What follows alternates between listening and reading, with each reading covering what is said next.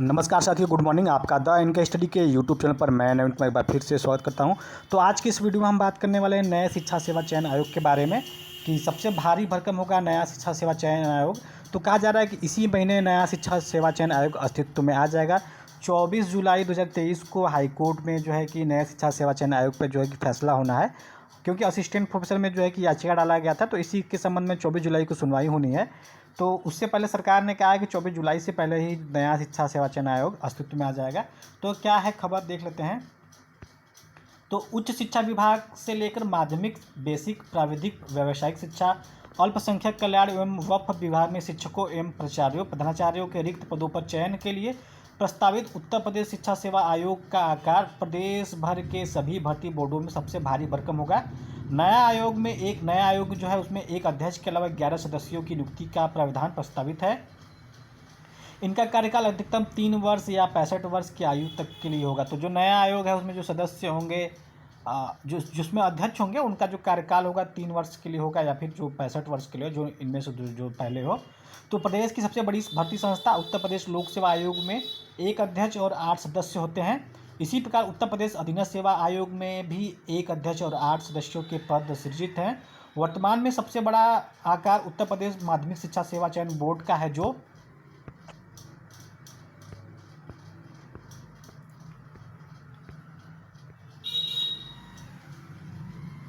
4500 से अधिक सहायता प्राप्त माध्यमिक विद्यालयों में प्रधानाचार्यों एवं शिक्षकों की भर्ती करने के साथ ही उनके संबंधी विवादों का निस्तारण भी करता है। इसमें एक अध्यक्ष और 10 सदस्य होते हैं।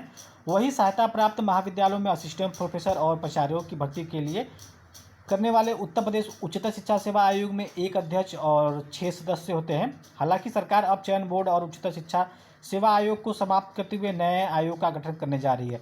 तो नए आयोग के गठन करने में जो टीजीटी, पीजीटी और असिस्टेंट प्रोफेसर का जो विज्ञापन है पिछले साल 2022 जुलाई में जारी किया गया था।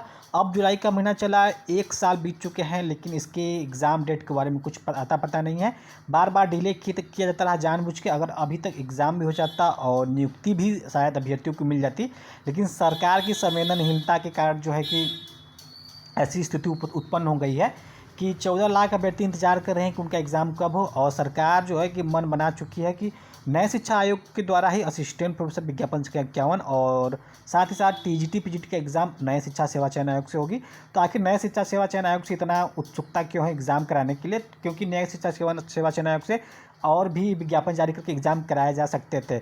इसीलिए जो है कि अध्याचन प्राप्त होने के बावजूद, जीआईसी का अध्याचन प्राप्त हो चुका है उत्तर प्रदेश लोक सेवा आयोग को, एलटी ग्रेड का अध्याचन प्राप्त हो चुका है, लेकिन उसके बावजूद भी इसको रोक के रखा गया ताकि नए आयोग जब बने तो उसके द्वारा ये एग्ज़ाम एलटी और जीआईसी का कराया जा सके। इसी प्रकार आरओ और आरओ के साथ साथ एपीओ का भी अध्याचन प्राप्त हो चुका है, लेकिन उसको भी रोक के रखा गया। कहा जा रहा है कि समकक्ष अर्हता का विवाद है। तो एलटी में भी कहा जा रहा है। तो कैसे आयोग के सदस्य हैं, कैसे आयोग के जो है कि महान जो विधिवेत्ता हैं, अर्थात जो जानने वाले विषय विशेषज्ञ हैं, कि मात्र अर्हता के विवाद को स्पष्ट नहीं कर पा रहा है, जबकि ये एग्ज़ाम हमेशा से होते रहे, अर्थात कई सालों से ये एग्ज़ाम होते रहे, फिर भी अर्हता का जब विवाद उत्पन्न होता है तो इसको जल्दी से जल्दी सॉल्व किया जाना चाहिए। लेकिन लगातार उदासीनता बनी रही है और इसके चक्कर में जो कि अभ्यर्थी पीसते रहे, अभ्यर्थी जो है कि घन चक्कर होते रहे। तो अब जो कहा जा रहा है कि 24 जुलाई के पहले जो है कि नया शिक्षा सेवा चयन आयोग आ जाएगा। तो नया शिक्षा सेवा चयन आयोग कभी का आ जाना चाहिए था, धरातल पर आ जाना चाहिए था, लेकिन ये भी जो है कि सरकार के महत्व में कम शामिल है, उसके नीचे शामिल है। अर्थात जो लिस्ट है सरकार का कि कौन कौन से टॉप में शामिल होने चाहिए, तो उसमें सबसे आखिरी पायदान पे हमको लगता है कि ये आयोग शामिल है। क्योंकि अगर आयोग जो है कि और शिक्षा की बात महत्वपूर्ण टॉप लिस्ट में होती तो कहीं ना कहीं सरकार आयोग जल्द ही बना देता और इससे विज्ञापन भी जारी कर देता, लेकिन ऐसा नहीं हो पा रहा है। तो 24 जुलाई के पहले आयोग के गठन की उम्मीद है। तो नए आयोग की अधिसूचना 24 जुलाई से पहले आने की उम्मीद जताई जा रही है। तो केवल आने की उम्मीद जताई जा रही है, आप इस चक्कर में ना पड़े कि 24 जुलाई को आ ही जाएगी आयोग। तो नए आयोग का ड्राफ्ट बनकर तैयार है और शासन को भी भेजा जा चुका है। सहायता प्राप्त माध्यमिक विद्यालयों में असिस्टेंट प्रोफेसर भर्ती शुरू करने को लेकर दायर याचिका में 24 जुलाई को हाईकोर्ट में सुनवाई प्रस्तावित है। ऐसे में उससे पहले विधेयक के जरिए आयोग के गठन की उम्मीद जताई जा रही है। तो जैसा मैंने पहले कहा कि 24 जुलाई को जो है कि असिस्टेंट प्रोफेसर संबंधित जो है कि हाई कोर्ट में रिट डाला गया है, तो उसकी सुनवाई है। तो उससे पहले जो है कि हो सकता है सरकार नए आयोग के अस्तित्व में ला दे। अब जो अलग अलग आयोग थे, अर्थात बेसिक का अलग आयोग था, उच्चतर शिक्षा का अलग आयोग था, माध्यमिक का अलग आयोग था, एलटी और जीआईसी के लिए उत्तर प्रदेश लोक सेवा आयोग थे। तो मतलब 4 अलग अलग प्रकार के आयोग भर्ती कराते थे। अब सभी को मर्ज कर दिया गया है, एक कर दिया गया है। तो एक ही आयोग से अब कैसे एग्ज़ाम होगा, किस प्रकार होगा, उसकी आप कल्पना कर सकते हैं। और कल्पना करने का उदाहरण भी है कि जिस प्रकार जो है कि कहा जा रहा था कि पेट के आने से सब कुछ ठीक ठाक हो जाएगा, लेकिन पेट का स्थिति आप देख रहे हैं कि किस गति से कार्य कर रहा है। और पेट 2022 का अभी 2022 में आया था, तो उससे मात्र 3-4-5 विज्ञापन निकाले गए हैं और पदों की संख्या कम है, अभ्यर्थियों की संख्या ज़्यादा है। कॉमन कट ऑफ का क्राइटेरिया तय नहीं है, जो टॉप के कुछ बच्चे हैं वही बार बार एग्ज़ाम दे रहे हैं।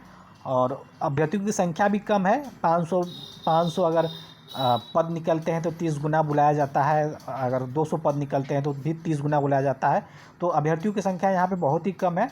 इसी प्रकार एनटीए भी अब जो है कि सभी एग्ज़ाम कराता है। एनटीए भी जो है कि किस प्रकार से एग्ज़ाम करा रहा है, आप देख सकते हैं।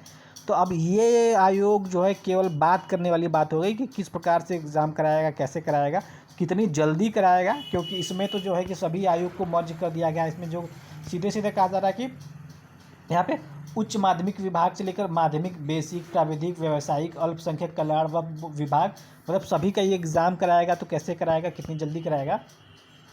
तो इस आयोग में 1 अध्यक्ष और 11 सदस्य होंगे। अब तक यूपी में किसी आयोग में नहीं है सदस्यों की इतनी संख्या। तो अब हो सकता है सरकार इससे ही वाहवाही बटोर ले कि हमने सबसे बड़ा आयोग दे दिया है पूरे भारत में, ये करके अपना वाहवाही बटोर सकती है। तो 3 वर्ष या 65 वर्ष की आयु तक के लिए होगा सदस्यों का कार्यकाल। उत्तर प्रदेश लोक सेवा आयोग में 1 अध्यक्ष 8 सदस्य होते हैं। तो इस प्रकार 24 जुलाई से पहले आयोग के आने की उम्मीद है। वैसे भी अभ्यर्थी पीसी रहे हैं लगातार, जो है कि 5 साल से शिक्षक भर्ती नहीं आई है, बेसिक की नहीं आई है, एलटी की नहीं आई है, टीजीटी पीजीटी असिस्टेंट प्रोफेसर जो पिछले 1 साल से भर्ती को रोक के रखा गया है। जीआईसी भी 2021 में आया था, तो उसके बाद से जीआईसी का भी विज्ञापन नहीं आया, उसको रोक के रखा गया है। उसके बाद बात कर ले तो उत्तर प्रदेश पुलिस का भी विज्ञापन नहीं आया, उसको भी रोक के रखा गया। बार बार सरकारी दावे किए जाते हैं, अब न्यूज़पेपर के माध्यम से दावे किए जाते हैं कि हमने इतना भर्ती दे दिया, जो है कितना भर्ती आने वाला है, लेकिन सारे दावे खोखले हो जाते हैं। तो दोस्तों इस वीडियो में बस इतना ही। अगर आपको ये वीडियो पसंद आया तो ज़रूर से लाइक करें, चैनल पर नए तो सब्सक्राइब करें। मिलते हैं अगले वीडियो में, बने रहिए द एनके हिस्ट्री के साथ। बहुत बहुत धन्यवाद।